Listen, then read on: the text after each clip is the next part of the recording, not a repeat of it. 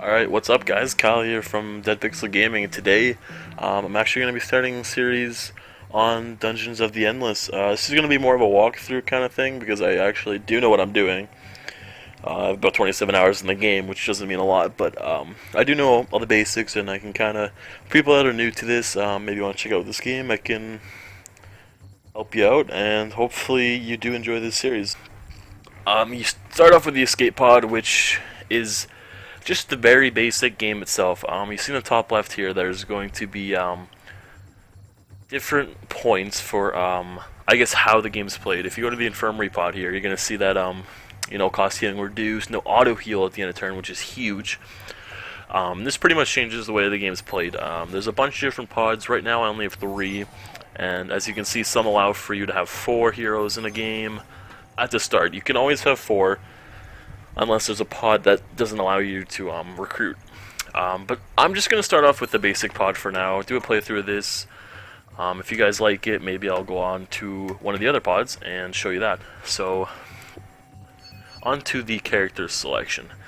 I always like to have somebody who can heal. That would either be Narstina or Casper Harib.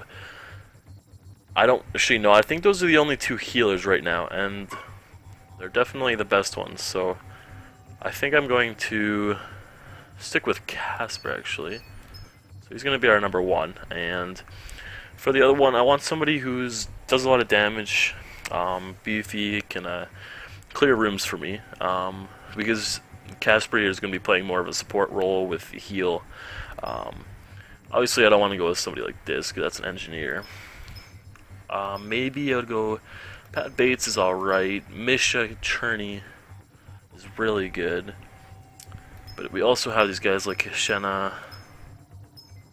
I might go with Tro here. Just because his stats are really good. His hit points are huge. His damage per second is huge. He's got a good overall speed. Obviously not very good with wit because he's not, based around that. And yeah, we're going to go with easy difficulty. That does not mean the game's going to be easy. It's actually still difficult as we go. But these are the only 2 difficulties, and easy is pretty much hard. Too easy is actually pretty easy. It's pretty easy to beat the game. Without further ado, let's get into it. Alright, so we are in the game. The objective of this game is to open these rooms until you find this is the I guess overhead view of all your rooms that you open. You want to get to the end, which will bring you to the next floor, and in doing that we'll go on to floor 2 all the way up to 12 or 13, I believe, which is how you win the game. Alright, we're going to clear this first room here, and as usual we're going to get a mob here. Nothing we can't handle though, and I'm going to get an industry generator set up right off the start because we want to produce as much of that as we can to get our other generators going, which will help us level up or research, as we just found a research station, so I might actually want to get a science generator next. I'm not actually sure yet. And oh yeah, so Tro does start off with an ability level 1. That's going to be Psycho Killer. He gains a lot of speed, and he also gains attack power, so it's just an overall good skirmishing tool. And our Casper here, when we level him up, he's going to get an ability, which is his heal, and that's going to become extremely effective later on when we have maybe 4 people and 2 are split in other parts of the map. You need constant heals. You'll see what I'm talking about later on in this series, and we do have enough for a second generator.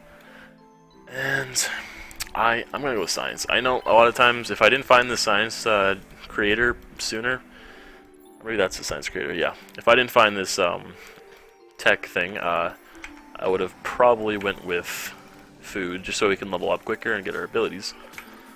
And I'm just going to pop his ability. They have a cooldown, and if you look over it, this one is a cooldown of 2 rooms, so if I open 2 doors, it should be back up. And we're going to keep moving into these unpowered rooms, because if we don't have somebody in an unpowered room, a wave can spawn when you open a door, and depending on where that is, that could actually interfere with your game quite a bit. Defense, if this is just defense, I'm going to put it on him because he is kind of the one who's taking all the damage. So as you can see, we have an unpowered room right here. This might lead to a wave spawning, and it did. So perfect. As you can see, that's what happens. Can't really stop it from spawning once it's showing up, just the way it is. And you can also find these little random things. You can get industry food. Here we got food. I'm actually going to level him up just for his ability. I'm going to save this little bit of food just in case we need to heal at all. Probably not though because of that. And we're going to run him back and we're going to see if we can actually research anything. And as you can see here, you always get one of each, I guess, classification. So this would be a module. This is something that's going to help with your health and defense. This is one focused on attacking, as you can see with the icons. Also another one for defense. Out of these, auto shards are alright. It's the best thing out of that from what I believe to be. So we're just going to research that. It's going to take about 2 to 3 doors for that to finish. So while that's researching, we're going to keep clearing rooms. And now that we have enough, we're on floor 8, so I'm one. Oh, okay. We're going to put up 1 prisoner prod just in case we need it. So, actually, just seemed to be quite a bit of guys. I'm going to pop his heal, and as you can see, this is going to keep them alive. If you look at their health bars, like they're never going to drop off of this. Prisoner prod should deal with that, maybe not. There we go. And there we go. That was biggest wave yet. I don't know if we should put this up. I guess we will because we're making 8 a turn, and all we really need is about 20 when we get to the next floor. I'm just gonna keep them over there, just to delay the spawns from getting too close when I open this. And I'm gonna pop his ability. Should be able to deal with it, no problem. 2 hit and everything, and we're gonna keep moving. I got enough food to level him up, so I'm going to do that. And we've reached a dead end. So our only option is to go up here, and we should be finishing research right now. Yep. And I'm going to use this. I don't need to use these anytime soon. We'll probably show you what they do on the next floor. It just gives you health regen in a room, which is nice because the way I like to play this is you kind of want to find a room where there's a ton of different entrances, maybe like 4 entrances, and it's going to be kind of your kill room. You're going to set up a ton of turrets, defenses, and everything's going to funnel in there with your, maybe some of your heroes, I don't know, and it's going to, you know, it's your best place of defense, which I like. So I like having those kind of things. It kind of makes the game a little bit more fun. And it'd be nice to find, and you also want to save up your food because if you find a recruit, you're going to need it. Oh, we're going to run these guys back. You're actually going to need the food to survive, or to recruit that person. I'm going to pop his heal. I'll pop both their abilities. I'll just run them over here. We want to make sure none of these gems get by, because these gems aren't, I guess, aggressive towards you. They just want to get to your crystal and steal your dust, because if your crystal gets attacked, you lose dust, which is how you power these rooms. I believe we have 1 more floor up here. We're gonna go check that out. This should be the second to last, or maybe the last floor. I hope it's not the last. Yeah, we're good. And we found a shopkeeper, so we can see what he's selling. If we have anything to sell, it depends. So whatever kind of resource it takes to buy, you can actually sell stuff for that resource. So this can become extremely effective. You can actually get a module that teleports the shopkeeper to your module to protect it, because these can become very useful. Looking at it though, I can't actually use this, so no, I can't use that on anybody. Iron shield would be nice. I don't think any of this is really necessary right now though, so I'm going to stay like that. And I'm going to go back here because we have about, oh shoot, we have quite a few rooms to open. I didn't even notice. But we're going to check this out, and that would be super nice to get, but I don't know if we have enough rooms to get it. So we're going to wait a little bit and actually see. Oh, okay, maybe we will, because none of this was powered, I just realized.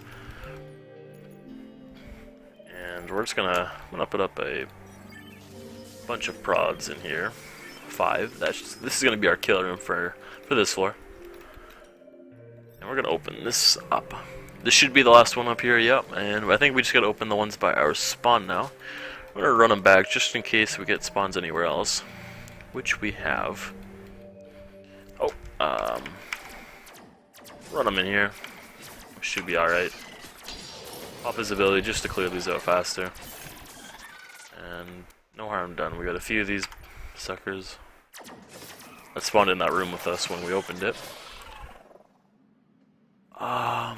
Did I miss? Okay, nobody got by. Alright, it's just some slow guys right here. Just some little crystals.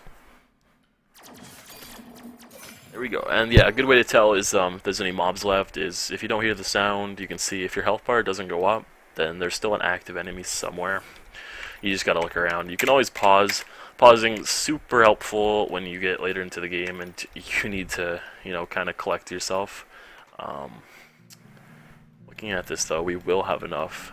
This is nice. We're gonna have enough to. I'm gonna open this one. We're gonna have enough to power or get our industry 2, which will be super nice for the next floor. It's gonna allow us to get more dust or more industry right away when we start off a new floor. And I believe we can research it now. Perfect. Just gonna open this up. I'm getting a little bit worried because we're getting a lot of dark spots now. Alright, we're gonna run back here. And we're getting, yeah, we're starting to get a little bit closer to our crystals, so we need to be a little more careful. We don't want anything sneaking by. That's what I mean, having like 5 prods in here, it destroys everything, and it's perfect. I'm gonna save the food I have just in case we could find a hero on the next floor, because having 3 heroes opposed to 2 is very beneficial. This should be our last door. Yep. And we got useless dust. Okay. So I'm gonna pause quickly. I'm gonna look at our inventory and see what we got here. So you get defense 5 and you unlock an ability. This ability is Team Spirit, defense plus 15 if not alone in the room, attack power plus 15 if not alone in the room.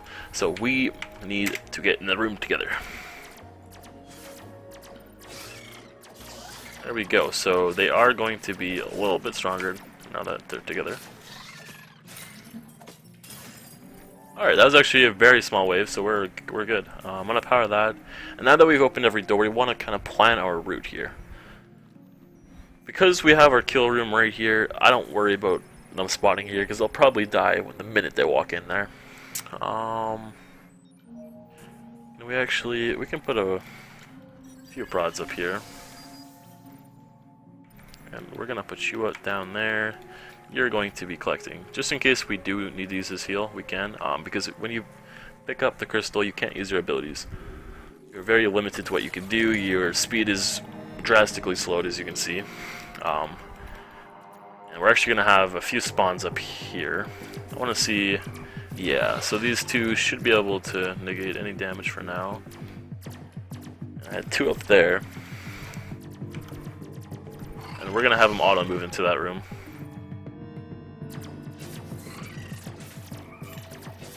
Alright. And then we gotta make sure that everybody needs to be in the room before you leave, or else you're gonna lose a hero for free. You make sure you don't leave any behind because that's really gonna mess up your game, and I've had that happen way too many times. Alright, so yeah, you can look on the left side of the screen here to see what you're gonna be moving on to the next floor with, what kind of resources.